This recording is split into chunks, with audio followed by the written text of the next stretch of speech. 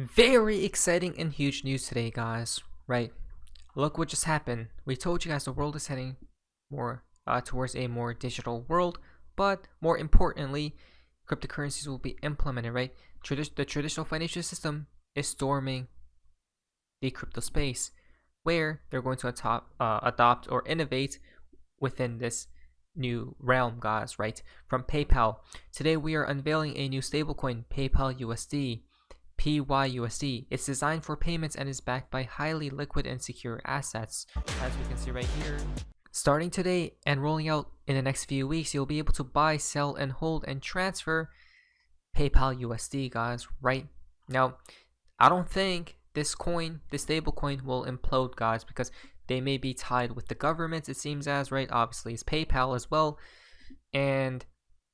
But what if it's something? Oh, guys, that's crazy. What if it's which we'll talk about in just a second. What if there's a sinister agenda behind all of this, guys, right? Like we stated before, let us explain. Now, built on Ethereum, good luck with that, right? So everyone's like bashing PayPal because it's what, guys? It's built on ETH. Not sure if PayPal knows how this works. You need a massive amount of ETH for gas fees. Welcome to Ethereum fees, guys, right? As you guys can see. Error in transaction out of gas. You can't make that stuff up, right? So basically, is this even sustainable, guys, is the real question, right? Will they scrap this project at one point in time? Remember what happened during the last bull run, right? People were saying the Ethereum fees were mind-boggling, guys. I tested it myself, right, at that point in time. The retail, the average Joe couldn't even trade in and out because the fees were too high, guys, right? Transactions were getting stuck and very slow as well. You need to basically have skipped the line to get in quicker, guys, right? Which means you had to pay more fees at that point in time. So again, check this out though. PayPal's stablecoin is written in Solidity as well. 0.4.24, come on. Which was back all the way from 2018, guys, right? Interesting. Now, but they can still upgrade the code at any time as well. Now, what's the issue with that? Unnecessarily expensive for end users, not to mention being way behind best practices. Exactly, guys, right? So I don't know how they're going to keep up with this stablecoin, guys. Now it's going to be pegged to the USD and backed by cash equivalents and short-term treasuries, so which is a good thing, right, guys? I don't know if this stablecoin will implode in real time at one point in time. I don't think so, guys, right? Now, if you go here though, PayPal has more than 430 million active accounts, and they just have launched their own crypto stablecoin, right? Bitcoin spot ETF approval is pending. Bull market is coming soon, right? So many things are happening.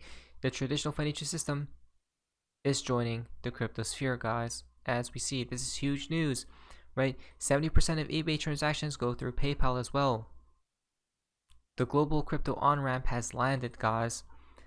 Now, this announcement is a clear signal that stablecoins, if issued under a clear regulatory framework, hold promise as a pillar of our 21st century payment system, right?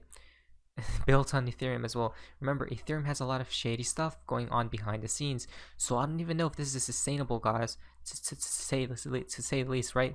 Now, and on top of that, ETH fees, all types of stuff, guys, right? The code as well. It's crazy, which we'll talk about the code here soon, and David Schwartz comes into the play and the sinister agenda behind all of this. But when we talk about how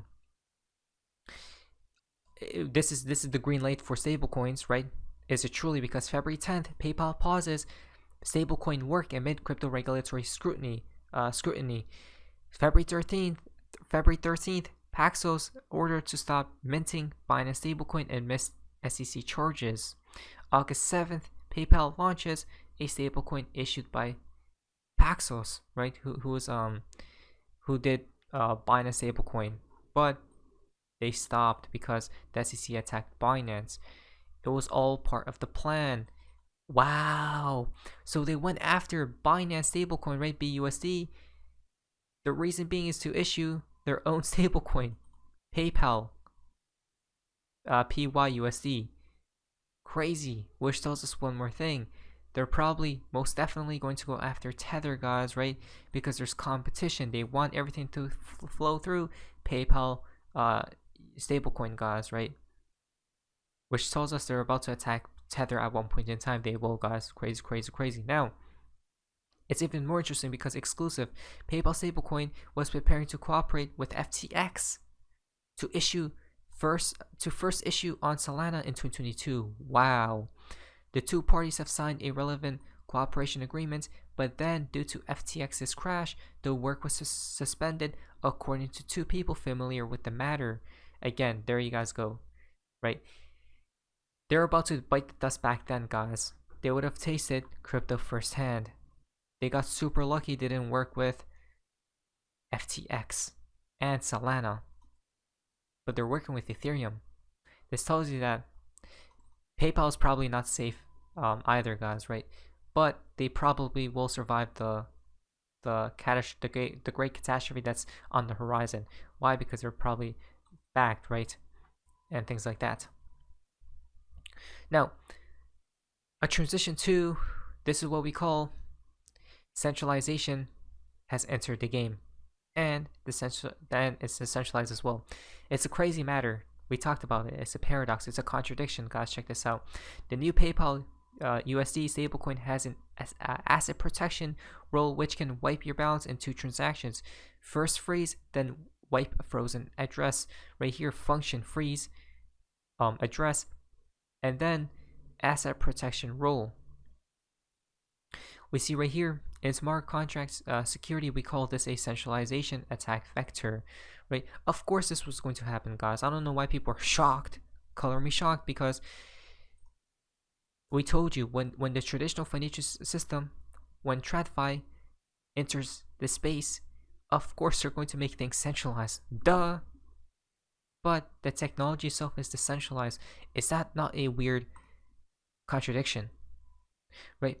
Now, David Schwartz comes out and says, nonsense. Decentralization is that the value of the stablecoin is based on PayPal being legally obligated to redeem it for dollars. This mitigates that risk by helping to prevent innocent people from receiving tokens that PayPal is not legally obligated to redeem.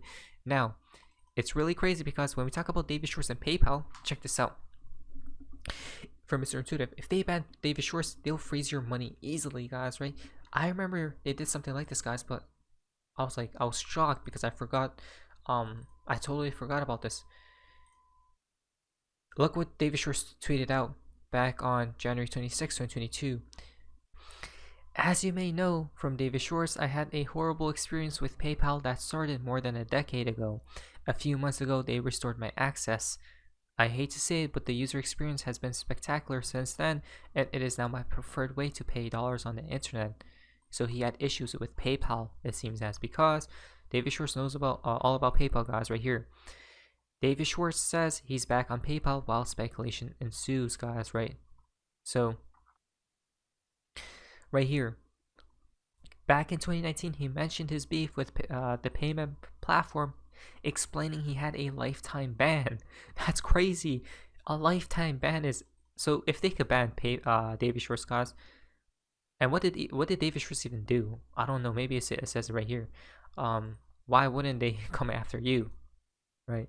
The world is heading towards a more centralized world, guys, but I don't think it's going to be dystopian, right? Even David Schwartz is saying it's nonsense, right? Where is it? Even he's stating that it's nonsense, guys, right? And he comments down more things right there. But I had to get someone else to pay my tour guide for me today, and I paid them back in cash from David Schwartz back in 2019. They only take PayPal and have a lifetime ban. This perfectly symbolizes what has motivated me in the past 8 years. Wow. But now he loves the platform again, guys, right? However, Schwartz emphasized that he has not forgiven the treatment he received from United States payment giant prior to his recent change of heart. Interesting, guys, right? Wow, so what are your thoughts about all this stuff, guys? Really crazy if you ask me. Now, if it could be done to David Schwartz, I don't know what he did, guys, but why couldn't it be done to you? Look at this. I am old enough to remember when PayPal threatened their users with a $2,500 for posting quote-unquote misinformation online. Their stablecoin must be different, right? Right? PayPal apologizes for policy notice, saying users could face 2.5K fines for misinformation. It happened back on October 10th, 2022. And now, what do they show right here? PayPal has been known to randomly freeze accounts and hold people's money hostage. It's all over for the internet, guys, right? With the code, it literally shows they could literally wipe frozen assets when they literally first freeze your assets, guys. Crazy. So the PayPal stablecoin contract is written in an extremely old version of Solidity, allows the owner to pause all transfers, allows the owner to freeze addresses to prevent actions, allows admins to increase the total supply at will, centralized but transparent, at least, because they're showing you right in front of your damn face. At least it's not, they're not trying to hide it, guys. they're putting it all in plain sight, which is crazy, right? So where is this world really heading towards? Let me know down below. Coinbase, Visa, and PayPal are using Ethereum to deploy stablecoins and new payment systems. They didn't choose Bitcoin's Lightning Network or any of the faster and cheaper L1 networks. This is where reality separates from narratives, and markets will take note of it, right? But they didn't, because they can still freeze your money with an operation in a smart contract. Lightning won't allow that. It was at the game plan from the beginning of time. But as we see right here, Paxos, one of Peter Thiel's companies, was who is responsible for launching PayPal stablecoin today. So there's a connection to who? Peter Thiel. Very fascinating, guys, right? I've written a lot about Peter and his deep involvement in crypto. One of my posts that stands out is one about the CBDC project Hamilton, guys, which links towards all these people. Wow. Again, it goes very deep, right, guys? Now, watch it really not go anywhere, because they are unlikely to print it out of thin air. It's just Paxos anyway.